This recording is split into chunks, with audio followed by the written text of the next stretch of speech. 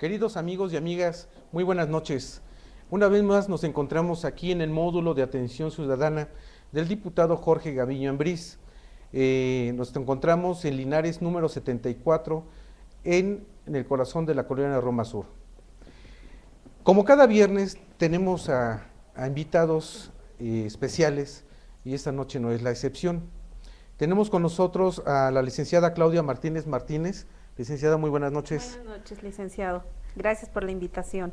Y también tenemos al maestro Edgar Santiago Sarmiento. Maestro, muchas gracias. Qué bueno que nos acompaña. Al contrario, por la invitación. Esta noche. Muchas gracias. Hoy vamos a hablar de un tema. En uno de los programas con anterioridad vimos la reforma laboral. Vimos los aspectos generales que conlleva esta reforma a nivel federal, que es la Ley Federal del Trabajo. Pero hoy vamos a ver ya un poco más el procedimiento que se sigue en las juntas locales de conciliación y arbitraje, no nada más en el Distrito Federal, sino en toda la República Mexicana. Eso es muy importante, ¿por qué? Porque todos los abogados laboralistas que llevan este tipo de nuevo procedimiento, nos vamos a encontrar con una serie de etapas procesales, de secuelas que se van a llevar durante todo el procedimiento laboral, que obviamente tiene sus características muy específicas. Y para ello vamos a empezar con el maestro Edgar. La reforma laboral que se llevó a cabo el 30 de noviembre del 2011 y que entró en vigor el 1 de diciembre del 2012, tiene ciertas características en el procedimiento. Así es. No nada más para los trabajadores y para los patrones. Pues mira, fundamentalmente la reforma laboral, que precisamente se publica en el Diario Oficial el 30 de noviembre del 2012 y entra en vigor a partir del día siguiente de su publicación, hace una serie de cambios sustanciales que van fundamentalmente enfocados a darle una celeridad al procedimiento. Bueno, esa es la intención, ¿no? La intención que establece el legislador al momento de establecer la reforma es precisamente en aras de que un juicio se tramite lo más pronto posible con esa celeridad procesal, evitando una serie de actos que pues de alguna manera entorpecen el procedimiento. En este sentido, el artículo 685 establece una serie de principios. ¿Cuáles son esos principios? Estaríamos hablando de una inmediatez, una celeridad procesal, una concentración fundamentalmente también hablando de una economía procesal, evitando actos que son innecesarios dentro del procedimiento. ¿Cuáles fueron los impactos que generó esta reforma? Procesalmente se establecía dentro del procedimiento ordinario dos etapas fundamentales dentro del procedimiento laboral. Una audiencia de conciliación, demanda, excepciones, ofrecimiento y admisión de pruebas. Esa era una audiencia y era precisamente la primera etapa dentro del procedimiento. Y otra segunda audiencia, que era una audiencia de desahogo de pruebas. Con la reforma se rompe esta parte, es ahí donde yo no concuerdo y no coincido con la reforma laboral, porque se divide, ya no son dos audiencias, ahora son tres, una de conciliación, demanda y excepciones, ofrecimiento, admisión de pruebas y desahogo de pruebas. Entonces son tres audiencias que se desahogan en tres momentos distintos. Cuando anteriormente la ley establecía precisamente una audiencia donde se concentraba, precisamente atendiendo ese principio de concentración, en un solo acto se desarrollaban tres etapas, una conciliación, una demanda y excepciones y otro ofrecimiento y admisión de pruebas. Pero en la práctica nosotros veíamos que no se llevaban a cabo. Sí estaba precisamente en la legislación en materia laboral, pero no se respetaba. ¿No consideras tú que de alguna manera sí podría ser benéfico? Mira, en términos generales, atendiendo precisamente es ahí donde yo no coincido con la reforma, se establece como principio rector, uno de los principios rectores del procedimiento laboral, ese precisamente de la concentración, la economía procesal. En ese sentido se rompe con este principio, porque al final del día pues vas generando actos que desde el punto de vista, bueno, desde mi punto de vista, son innecesarios. La audiencia como estaba establecida anteriormente, como que yo siento que se regulaba de una mejor manera y atendía más ese principio de concentración y celeridad procesal y economía procesal. Con este principio, pues ya estás dividiendo el procedimiento en 3 etapas que de alguna manera te generan otras audiencias. ¿Cuál sería la finalidad aquí del legislador? Pues de alguna manera pues contribuir a un equilibrio procesal de las partes y que se cumplan los plazos que establece precisamente la ley. Con el procedimiento anterior entiendo lo que tú me señalas, no se cumple, ¿no? En la práctica no se llevó a cabo. No se cumplían porque precisamente la carga de trabajo que tiene la Junta era una justificante que también fue comprada por parte de los tribunales colegiados. Pues al final del día te decían, bueno, si yo tengo una carga excesiva de trabajo, pues no puedo en un momento dado asumir o cumplir con los plazos que establecen la Ley Federal de Trabajo. Incluso estos son criterios que sostenían colegiados de otros estados. Entonces, hay criterios donde establecían, bueno, si existe una causa justificada para no ajustarse a un plazo, pues ahí de alguna manera existe esa vertiente que daban los colegiados para decir, bueno, no es que no quiera cumplir la Junta por capricho, es que existe una causa justificada. Entonces, en ese sentido, ¿qué tan convenientes eran esos criterios? Porque de alguna manera auspiciaban que las juntas no se ajustaran a los plazos legales establecidos en la ley. Yo te pongo un ejemplo. La ley establecía que un procedimiento ordinario se tendría que terminar en aproximadamente 66 días, desde que presentas la demanda, te admiten la demanda, te señalan fecha de audiencia, notifican a las partes, se celebra la audiencia, se señala fecha para desahogo de pruebas, alegatos y la resolución. Se turna el asunto a dictamen y posteriormente elevarlo al laudo. En este sentido, bueno, pues tendríamos que analizar esa situación. Yo, en ese sentido, el punto que yo no veía correcto es que no se cumplían esos plazos. Constitucionalmente el 17 establece, las autoridades están obligadas a administrar justicia dentro de los plazos y términos que establece las leyes respectivas. Si no se cumple el plazo y aparte existían estos criterios que permitían a las juntas, y también es entendible, si la estructura no te permite ajustarte al plazo, no se crean más. Es mucha la carga de trabajo. Inclusive en uno de los foros que celebramos en la Asamblea Legislativa, como invitada especial estaba la presidenta de la Junta Local de Conciliación y Arbitraje, la licenciada Margarita Olvera, y nos comentaba que efectivamente el personal, bueno, la carga de trabajo es tanta que los empleados de las juntas no se dan abasto. Un ejemplo, todo el rezago que viene de años anteriores. Yo creo que el legislador federal fue muy extremista, y ahorita te lo comento por qué. Desde que uno presentaba la demanda laboral, ¿cuánto tiempo pasaba para que se diera la primera audiencia que nos estás comentando? Ahora bien, si no estaba ajustada dentro del término de notificación, esto es, si estaba notificado dentro de los 10 días antes de la celebración de la audiencia, no se podría llevar a cabo. Tenía que ser en el día 11º, como máximo, días hábiles.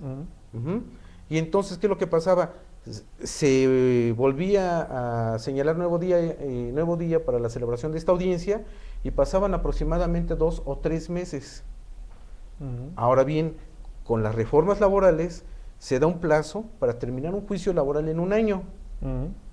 Ahora, licenciada Claudia, ¿qué es lo que pasa actualmente con este tipo de procedimiento? ¿Qué es lo que va a pasar con los procedimientos laborales antes de la reforma, con la aplicación de esta reforma y con las nuevas demandas que se están ingresando por oficialía de partes?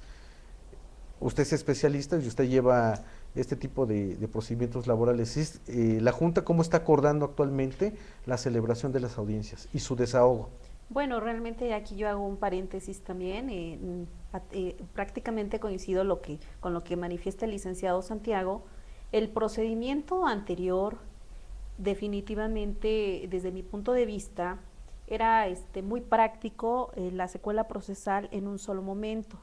Pero finalmente, ahorita por los tiempos y por la carga, se divide ya en 2 etapas, como lo habíamos comentado, pero también hay que tomar en cuenta que antes de que se dieran las reformas, la Junta Local, como lo platicaba en el foro anterior la presidenta, realmente hay que destacar que sí ha impulsado nuevos cambios, creó precisamente un área especial de erradicación de demandas, precisamente para darle la celeridad en lo más que se pudiera. Creó también un área especial de convenios para dar por terminado lo que conocemos como convenio fuera de juicio. Exactamente, así es. Y prácticamente lo que se quiere, lo que se pretende es darle celeridad. Aquí lo importante es no perder de vista también la etapa de la conciliación, la fase de la etapa de conciliación, que ahorita pues nos estamos enfrentando en ese sentido, de que la Junta, como divide el procedimiento, no le está dando la mayor importancia, y sinceramente la conciliación es una etapa fundamental que incluso en otros países le están dando la prioridad, están prácticamente contando con un personal, capacitándolo, y eso es lo que está faltando también precisamente aquí. De hecho, tenemos en el Tribunal Superior de Justicia lo que es este instituto de mediación, y constitucionalmente también tenemos los medios alternativos de solución de controversias, que se tiene que aplicar no nada más a los juicios en materia jurisdiccional, sino también en materia administrativa, en este caso como son las juntas locales de conciliación. Pero retomando la pregunta, ¿qué pasa con los juicios antes de la reforma? Se supone que ya tenemos un año para resolver los juicios laborales, ¿y qué pasó con aquellos juicios laborales con anterioridad que duraban no un año, ni 2, ni 3 años? Y el detalle es que va a seguir. Yo quisiera hacer una aclaración también en ese sentido, porque se está generando un fenómeno sui generis dentro de la propia impartición de justicia laboral. ¿En qué sentido? Tú señalas, bueno, es que un año prácticamente es muy poco. Es lo que debe de durar un juicio, cuando la realidad es que conforme al procedimiento anterior eran 66 días, estamos hablando aproximadamente 2 meses y algo más. En letra, pero no se cumplía. En letra, era letra muerta, ¿no? En ese sentido. Pero uno de los puntos fundamentales que debemos retomar es, la conciliación es un tema que, si bien se procuró con esta reforma establecer una carrera judicial y enfocarla precisamente a establecer un área de funcionarios conciliadores que precisamente tengan esa formación para conciliar los asuntos, partiendo de que la conciliación es una etapa fundamental para generar ese equilibrio que establece la ley entre el capital y el trabajo. Lo cierto es que quedó derogada una fracción que establece precisamente la conciliación como una alternativa que tenían las partes para suspender la audiencia, platicar, establecer ahí algunos parámetros de propuestas, contrapropuestas. Quedó derogada. O sea, pero esa posibilidad la cierra, ¿no? Entonces, si lo que tú quieres es que haya conciliación, por un lado, me cierras esa parte porque dicen, la conciliación se agota en la audiencia, llegamos a un arreglo, perfecto, no llegamos a un arreglo, continuamos. Cuando la realidad en el otro procedimiento era, oye, ¿sabes qué? Tengo esa posibilidad de llegar a un arreglo, nos detienen a lo mejor 2 o 3 mil pesos, ¿no? Pero como yo soy el abogado, no decido, tengo que someterlo a la consideración de mi cliente. Entonces, eso de alguna manera me dice, no, decides hoy o mañana nos vemos, ¿no? Ahorita ya, ¿cuál era la finalidad de agotar esa etapa? Pues que precisamente no entrábamos a una parte contenciosa, o sea, estábamos agotando de buena fe un arreglo entre caballeros, haciendo una propuesta, pero si yo abro en un momento dado ya la parte del arbitraje, contesto mi demanda, ya sabes cómo voy a excepcionarme, ya sabes cuáles son mis cartas. Entonces, al final del día, en la conciliación lo que se buscaba era, no vamos a abrir las cartas, vamos a hablar de buena fe. No vamos a entrar de fondo, porque se tenía que ofrecer las pruebas. En conciliación no. Pero de entrada, perdón. Al momento de contestar la demanda, entonces tú ya estabas anunciando en el cuerpo de tu escrito de contestación de demanda, no decías quiénes son tus testigos, sino que en la audiencia que se lleva a cabo ya menciones cuáles son tus testigos y cuáles son las periciales. Pero al final, derogada esta parte que tú me estás comentando, es nula entonces toda conciliación. Bueno, adquiere otra forma, ¿no? Al final del día, creo que el fenómeno, otro de los fenómenos que se está dando es, desde que te admiten la demanda, te están citando a una preconciliación. Así se establece ya en el auto de admisorio. Se establece una audiencia de ley, conciliación, demanda y excepciones.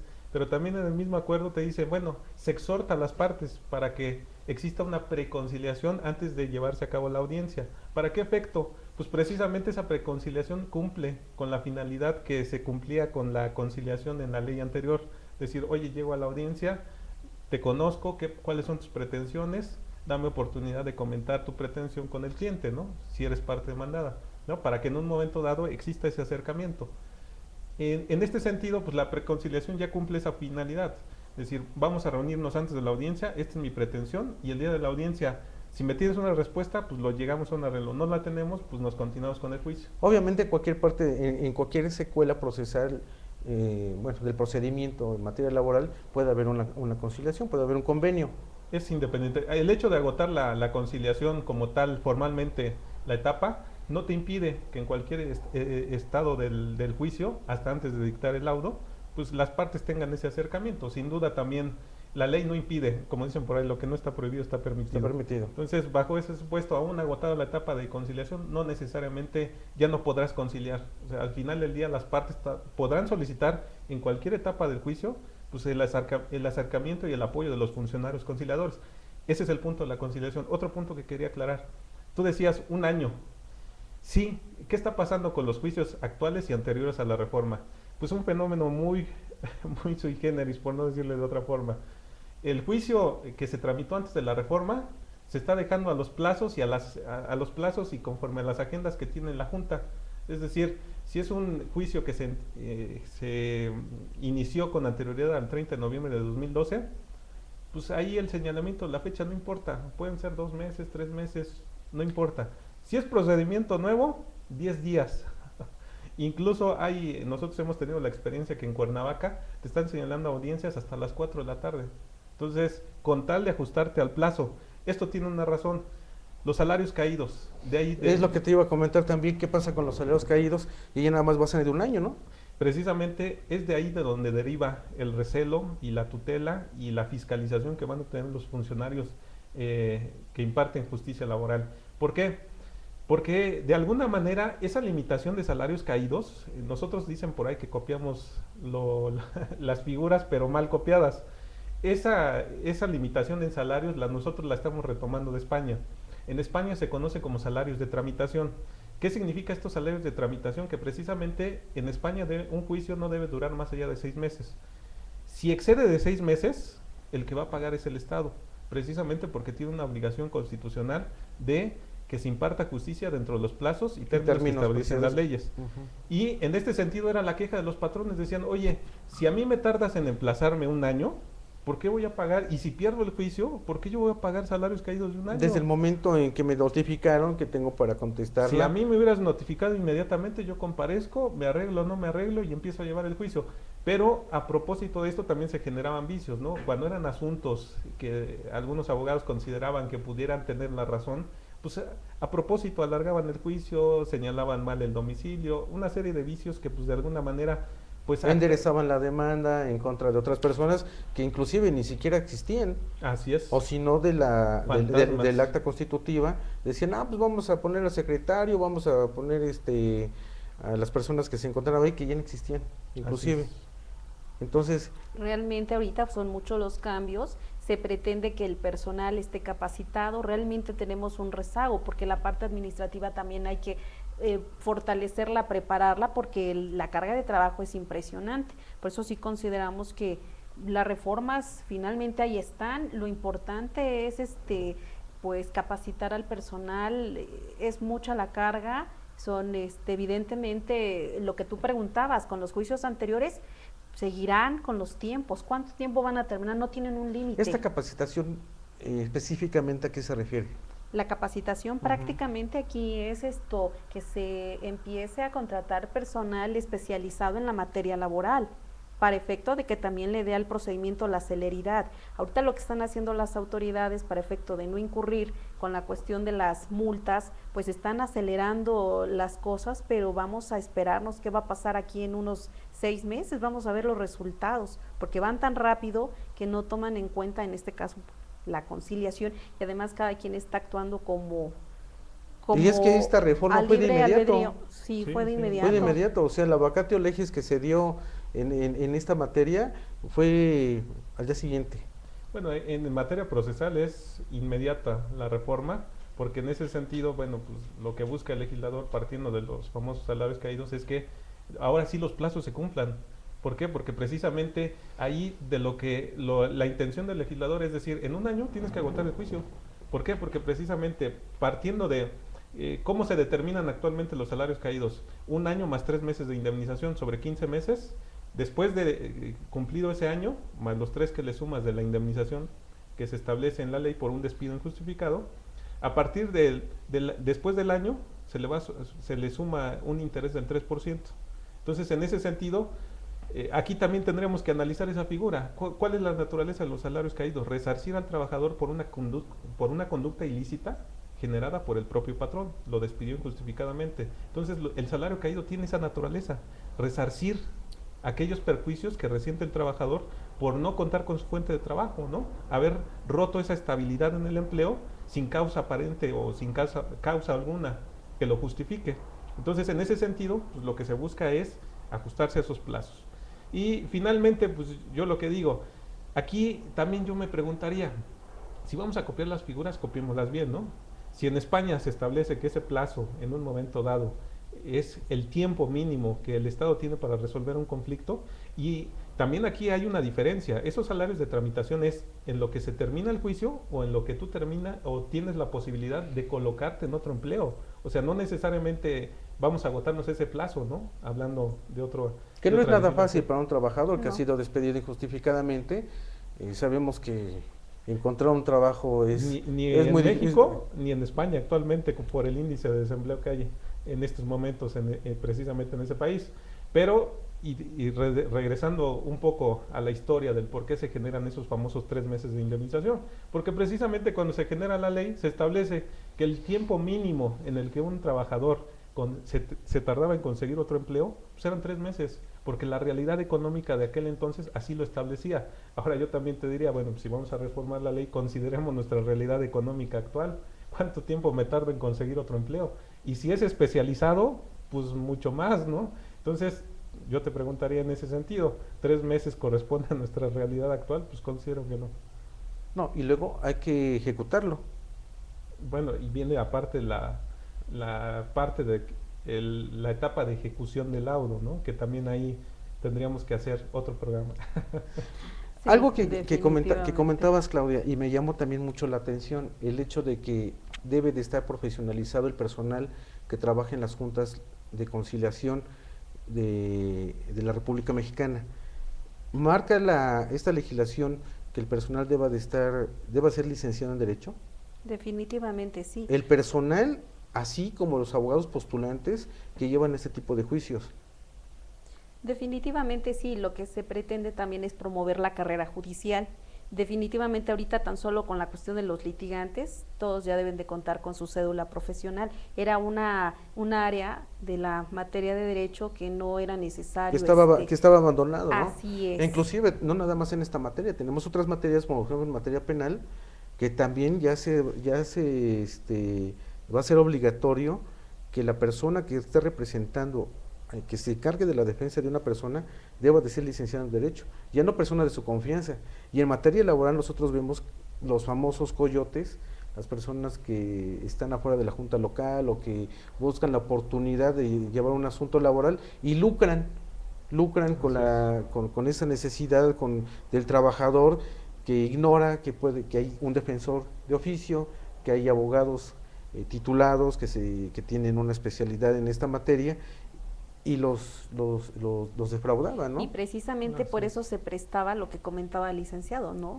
A prolongar los asuntos o chicanearlos, como desafortunadamente, bueno, así se... No, y pasaban muchos años, ¿eh? Así pasaban es. Muchos y años. ahorita precisamente con estas reformas lo que se pretende, la sanción ya no nada más es para el personal administrativo, sino para también, los abogados postulantes. También para los abogados postulantes, de no promover incidente o alguna cuestión jurídica que no. Las sanciones se elevan. Las sanciones, se elevan. pero hay otra característica.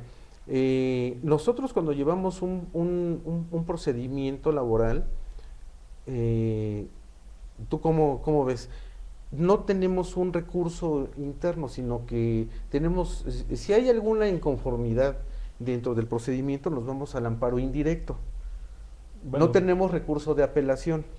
no hay una segunda instancia, digo, y esto se entiende fundamentalmente por la forma histórica en la que se crean las juntas, ¿no? Aquí de lo que se trató al momento de crear los tribunales laborales es precisamente separarlo de ese corte civilista que privaba antes de la existencia de las juntas de conciliación y arbitraje. ¿Por qué? Porque precisamente la aplicación del derecho, como dicen por ahí, dura lex sed lex, en ese sentido, la ley es dura, pero es la ley. Partimos de un principio fundamental civilista, el que afirma está obligado a probar. Entonces, en este sentido, cuando se establecía la jurisdicción civil para dirimir conflictos laborales, te decían, oye, si te dices despedido, pues tú lo tienes que acreditar. Entonces el patrón se sentaba y decía, bueno, pues a ver, acredítamelo. Entonces, en ese sentido, pues tú dices, oye, las reglas civiles no son necesariamente las mismas que van a privar en la aplicación de las normas laborales. Oye, pero ¿no sería pertinente en un momento dado que hubiera un recurso de apelación? Mira, recursos sí hay dos recursos fundamentalmente, el de revisión de actos del ejecutor, pero nada más es para la ejecución, y el de reclamación en contra de las medidas de apremio impuestas por la propia autoridad laboral. Sí, pero si nos vamos, por ejemplo, a lo que es el ofrecimiento de pruebas y su admisión, si no me admiten una prueba, por ejemplo, una pericial, entonces me tengo que ir al amparo indirecto, y ahí se va a resolver, y es una instancia federal, o sea, no es una instancia local. O sea, también tendríamos que ver esa situación. Tendríamos que ¿no? valorar esa situación. En lo particular, mi punto de vista es que, pues definitivamente una segunda instancia solo alargaría el juicio.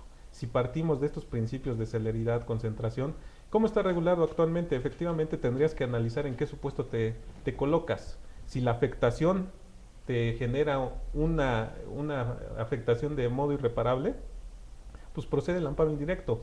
Pero si no, esa violación que tú señalas en particular, tendríamos que analizar qué trascendencia tendría para el laudo, ¿no? Si efectivamente esa prueba es determinante para darle la razón a la parte que ofreció esa prueba, bueno, pues ya en el amparo directo lo haces valer como violación procesal. Por eso yo en ese sentido sería un poco renuente a establecer una segunda instancia, porque romperías con ese principio de celeridad procesal, de economía, inmediatez, para resolver los juicios. Aparte de que históricamente, como te comento, las juntas tienden a separarse de lo que es el civil, precisamente por todas esas injusticias que se cometieron, ¿no? Porque recordemos la primera etapa. Inicialmente quienes resolvían los juicios eran los juzgados civiles. Después se crean las juntas, y conforme se crean las juntas, no se les da el carácter totalmente de auténticos tribunales. Entonces, ¿qué era lo que sucedía? Tramitabas un juicio ante la junta, emitía una resolución, pero no tenía el imperio para hacer valer sus resoluciones. ¿Qué hacía? Bueno, pues ahora vete a la vía civil para que se ejecute ese laudo. No tenías que ejecutar. Entonces, exactamente.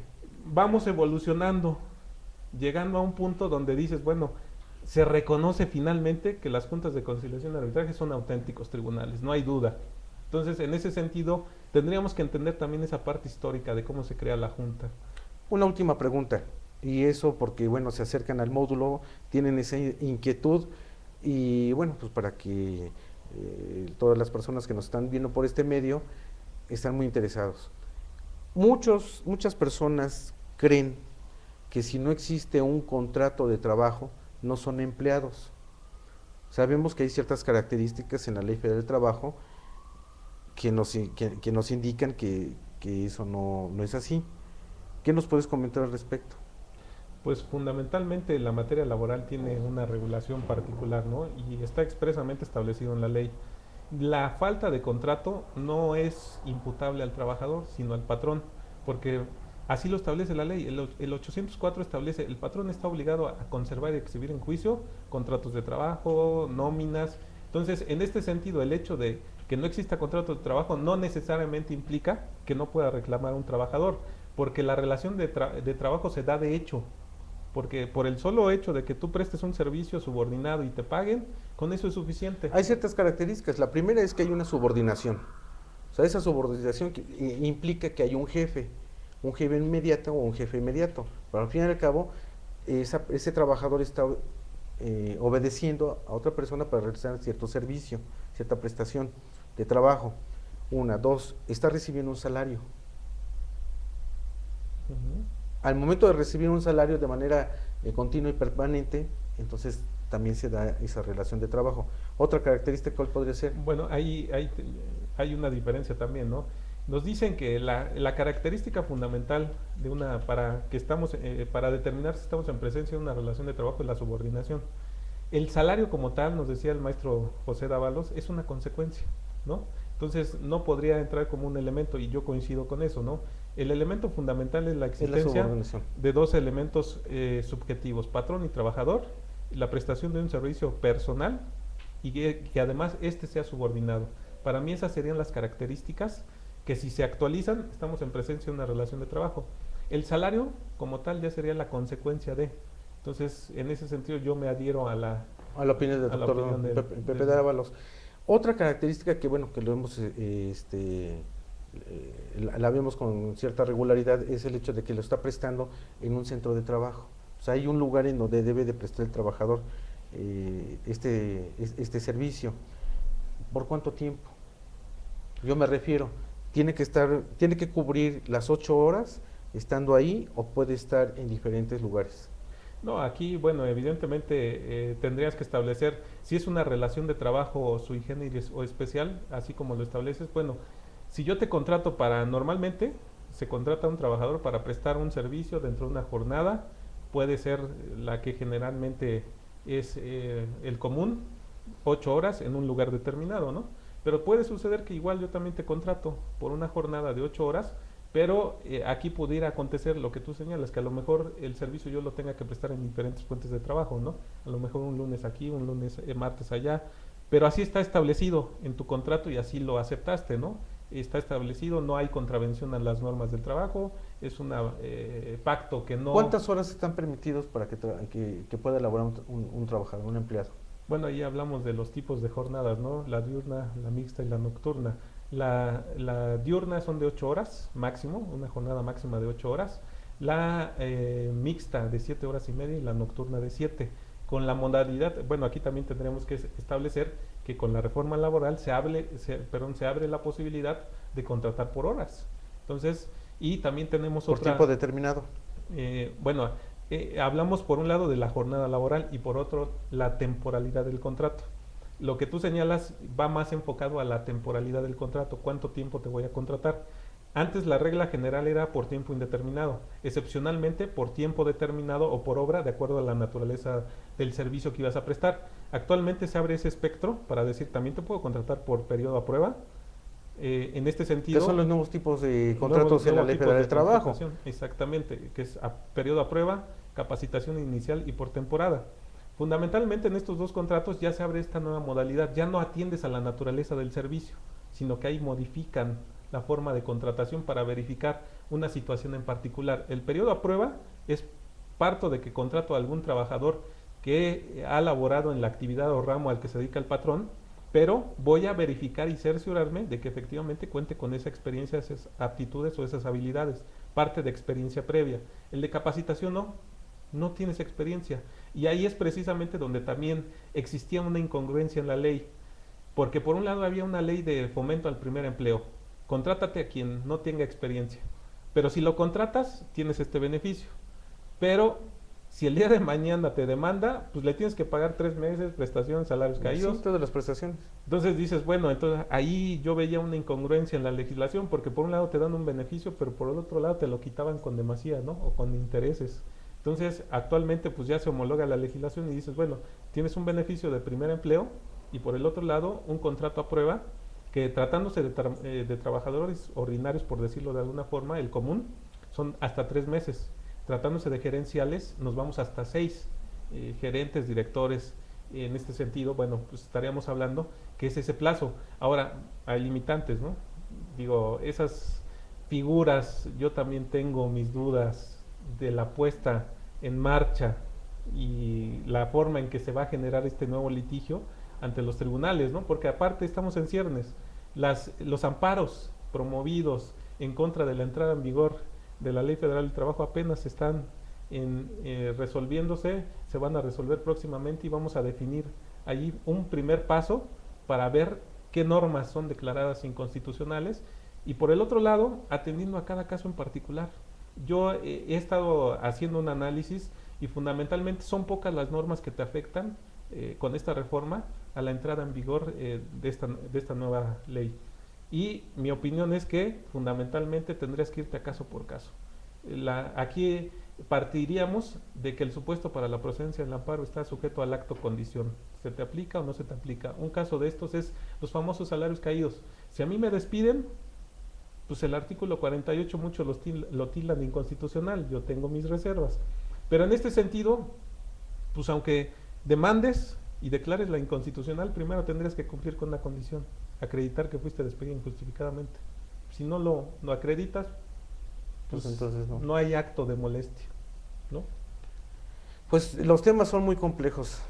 Tenemos una reforma, yo les comento a los alumnos, público que se acercan con nosotros, tantas reformas que tenemos y otras reformas que se vienen, la adecuación de estas normas de carácter internacional, porque también hay que tocar el principio de convencionalidad, o sea, todos los tratados internacionales en los cuales el Estado mexicano es parte y que se ha comprometido para llevarlos a cabo, son tantas que faltan también llevar a cabo, crear las leyes secundarias. No nada más es la ley en sí, sino falta su reglamentación, su procedimiento, cómo se va a llevar a cabo. Pero aquí en la Ley Federal del Trabajo pues tenemos la ley sustantiva y adjetiva. Aquí no habría necesidad de hacer estas reformas de manera secundaria, pero pues bueno, otro tema que a ver si podemos tocarlo más adelante, que son el pago de horas extras, cómo se va a manejar. Y bueno, pues todo eso va a ser quien se va a encargar de hacer la cuantificación y de resolverlo, pues son las juntas locales de conciliación y arbitraje. Pues maestro Santiago, muchas gracias por venir al programa. Licenciada Claudia Martínez, gracias. Son temas muy interesantes y que llevan mucho tiempo. No, y nos hace falta también platicar sobre el ofrecimiento, sobre la admisión de las pruebas en materia laboral, que este es punto y aparte. Pero pues a nombre del diputado Jorge Gaviño Ambriz y de un servidor, muchas gracias por venir y queridos amigos, nos vemos la próxima semana con otro tema muy importante también y de actualidad, precisamente con las reformas que hemos tenido en nuestro país. Y pues muchas gracias, nos vemos la próxima semana. Buenas noches.